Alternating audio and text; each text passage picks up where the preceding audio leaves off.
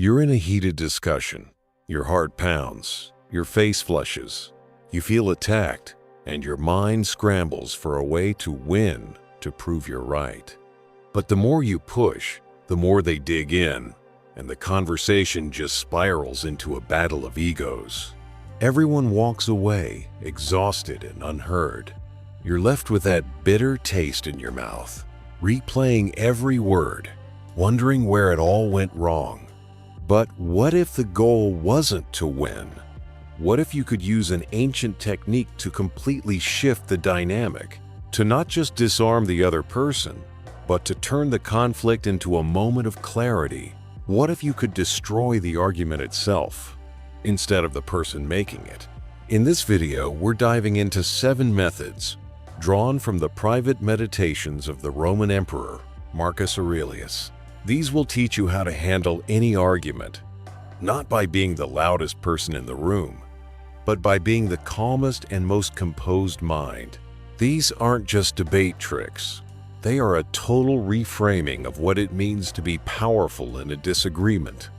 And pay close attention to the 5th method. It's an absolute game changer for dealing with emotionally charged people. The Stoic path teaches that true victory isn't found in defeating another, but in mastering yourself. The entire philosophy hinges on one radical pivot.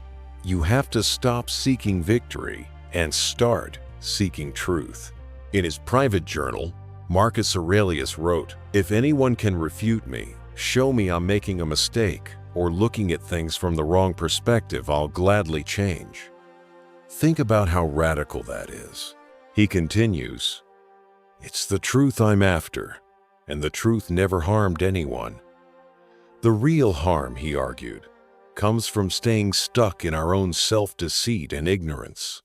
When you adopt this mindset, realizing you're wrong is no longer a defeat. It's a victory. It's a chance to shed a lie and get one step closer to reality. This is the foundation for everything that follows. Let's begin with the first method you need to use before you even open your mouth. Method 1. Prepare for human nature. Our first mistake in any argument is walking in with fantasy expectations. We expect the other person to be logical, calm, and open-minded, just like us. And when they aren't, we're shocked. We get personally offended by their irrationality, their arrogance, or their jealousy. That shock quickly curdles into anger, and just like that, we've lost control. Marcus Aurelius practiced a radical form of mental preparation. He told himself to start each day with this thought. When you wake up in the morning, tell yourself, "The people I deal with today will be meddling, ungrateful, arrogant, dishonest, jealous, and surly." This isn't being pessimistic, it's being pragmatic. Think of it as mental armor. By expecting people to be flawed, you aren't surprised or thrown off your game when they are. Imagine you're about to propose a new project in a critical work meeting. In one scenario, you expect everyone to instantly see the brilliance of your idea. But when a colleague starts tearing it apart, maybe out of their own ambition, you feel ambushed. Your fight or flight response kicks in. You get defensive, and your brilliant arguments crumble into emotional reactions. Now, picture that same meeting, but this time, you've practiced the Emperor's morning meditation. You walk in fully expecting that someone might be arrogant, another might be irritable, and a third might be looking out for themselves. When that same colleague attacks your idea, you don't feel shock or anger. Instead, a part of you just thinks, there it is. Right on schedule. The behavior is no longer a personal attack. It's just a predictable part of human nature. This prep keeps you calm and in control, allowing you to engage with the argument, not their personality. You've prepared for reality, and that makes you unshakable. Method 2. The obstacle is your opinion. This next method is one of the most powerful tools in the entire Stoic arsenal. It's the key to unshakable inner calm, even when someone is yelling insults at you. The philosopher Epictetus, who deeply influenced Marcus Aurelius, said it best, "It's not things that upset us, but rather our opinions about them." Let that sink in. Nothing external has the power to harm you. What someone says can't, by itself, make you angry or humiliated. Only your judgment about what they said can do that. Let me tell you a story about a guy I know. We'll call him Alex. Alex was debating a sensitive political topic with a family member.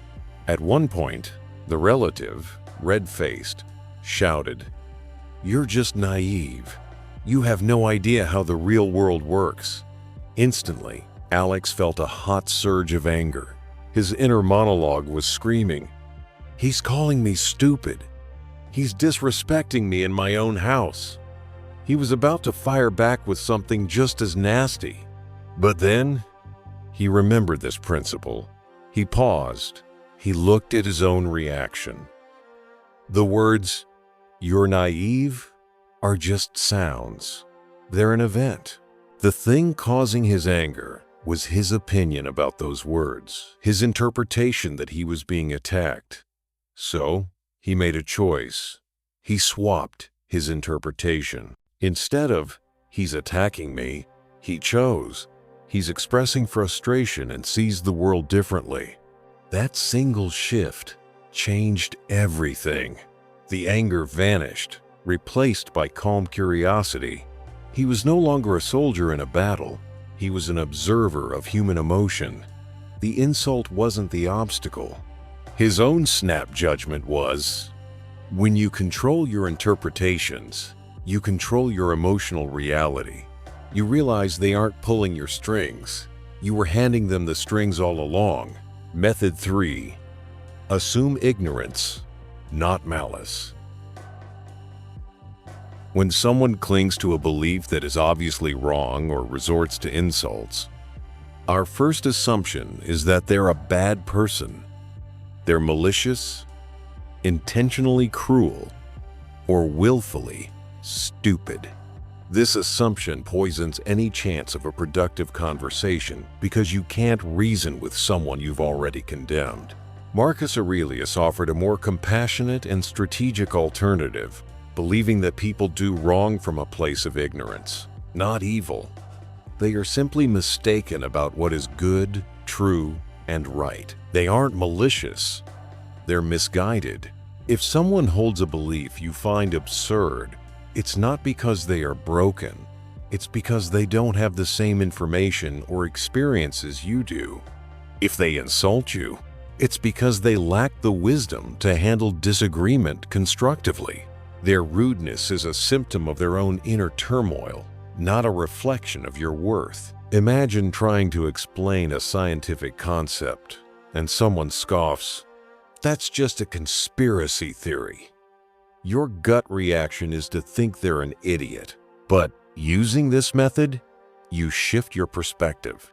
You think, this person has probably been exposed to a lot of misinformation. Their conclusion is actually logical, but it's based on a flawed premise. This move from judgment to diagnosis is transformative. It dissolves your resentment and replaces it with something closer to empathy. You stop seeing an enemy to defeat and start seeing a person whose worldview is so different that productive discussion might be impossible right now. It allows you to address the root cause, their ignorance, rather than just reacting to the symptom, their rudeness. You can calmly say, "It seems we have different sources of information. What have you seen that leads you to that conclusion?" You've just turned a battle into a data-gathering mission. Method 4. Describe, don't dramatize. Our minds are natural storytellers. The problem is, in a conflict, they love telling dramas. We take a simple event and we wrap it in emotional, catastrophic language. Someone disagrees with us in a meeting, and our internal story isn't, they stated a different opinion. It's, they humiliated me. They destroyed my argument. Everyone thinks I'm an idiot. Marcus Aurelius practiced what the Stoics called objective representation. It's the art of stripping an event of all subjective and emotional language and describing it plainly, like a camera recording a scene. This creates a gap between what happened and your story about what happened. A technique modern psychology calls cognitive distancing. Let me tell you about a writer I know. She got some harsh feedback from an editor. Her first thought was, "He hates it. I'm a terrible writer. My career is over." This is pure catastrophizing. Her emotions spiraled, and she was paralyzed with despair and anger. Then, she tried to apply this method. She forced herself to describe what actually happened. "I received an email. The email contained a document with comments. The comments suggest the introduction is unclear, and the conclusion is weak. That's it. That's all that happened. He hates it," is an opinion. "I'm a terrible writer," is a judgment. "My career is over," is a fiction. The reality was just comments in a document. By stripping away the drama, she drained the event of its emotional power. The problem wasn't a personal failing. It was a technical issue with a piece of text. The task was no longer to nurse a wounded ego, but simply to edit a document. This is crucial in an argument. Don't tell yourself they're attacking you. Say they are disagreeing with your point. Don't say they're impossible. Say they are not accepting my premises. This keeps your mind clear, logical, and focused on facts, not the fictions your ego writes. Method 5. Make openness your superpower. Now we get to that method we talked about at the beginning. In our culture, changing your mind is often seen as a weakness. In politics, it's flip-flopping. In arguments, it's losing. We defend our positions like they're fortresses, believing that to give up even a single point is to admit total defeat. Marcus Aurelius taught the exact opposite. He believed the willingness to change your mind is the ultimate strength. Remember his powerful commitment. "If anyone can refute me, show me I'm making a mistake, I'll gladly change. It's the truth I'm after." This isn't just about intellectual honesty. It's a devastatingly effective strategy. When you enter a discussion and genuinely state, "Look, this is my current thinking, but I could be wrong. I'm interested in your perspective because I just want to find the truth," you instantly disarm the other person. Their entire strategy, which is probably built to attack a defensive wall, becomes useless. You haven't given them a wall to punch. You've given them an open door. Think about the people you respect most. Do they earn your trust by stubbornly insisting they're always right, or by having the humility to admit when they're wrong? Intellectual humility is magnetic. It signals that you're not there to defend your ego. You're there to collaborate. When you make it clear you're willing to be convinced by a better argument, you put the pressure back on them to actually have one, instead of just a louder voice. You've elevated the game. Paradoxically, by being the most willing person in the room to lose, you gain complete control. Your ego is no longer a hostage. You can't be blackmailed by the fear of being wrong, because you've already welcomed that possibility. The person terrified of being wrong is the most fragile one in any debate. By embracing openness, you become invincible. Method 6. The best revenge is to be unlike your enemy. The most predictable human instinct is to retaliate. You push me, I push back. You insult me, I insult you back. When someone gets personal or aggressive in an argument, Our lizard brain screams at us to match their energy. To do anything else feels like letting them win. Marcus Aurelius saw this as a trap. In his Meditations, he gives us a much better way. The best revenge is to be unlike the person who performed the injury. If you meet their anger with your anger, you validated their approach. You've implicitly agreed that this is how disagreements should be handled. You've sunk to their level. The superior strategy is to respond to their emotional outburst with unshakable logic. Meet their insults with dignified silence. Answer their aggression with relentless calm. This doesn't make you a doormat. It makes you strategically virtuous. Your composure becomes a weapon. It highlights their lack of control by contrasting it with your surplus of it. Imagine you're arguing online, the ultimate breeding ground for this kind of thing. Someone replies to your well-reasoned point with, "You're an idiot. Do some research." You have two paths. Path one is retaliation. "Oh yeah? Well, you're a mindless sheep." The argument devolves into a meaningless slap fight. Path two is the Stoic path. You ignore the insult completely and respond only to the substance. I've based my conclusion on studies X and Y. If you have data that contradicts this, I would be genuinely interested in seeing it. The difference is staggering. You have refused to play their game and forced them to play yours, a game of reason and evidence. More often than not, they won't have a response. They were prepared for a fight, not a discussion. By refusing to be like them, you expose the weakness of their position and their character without ever stooping to their level. Method 7. Speak with kindness, humility, and consistency.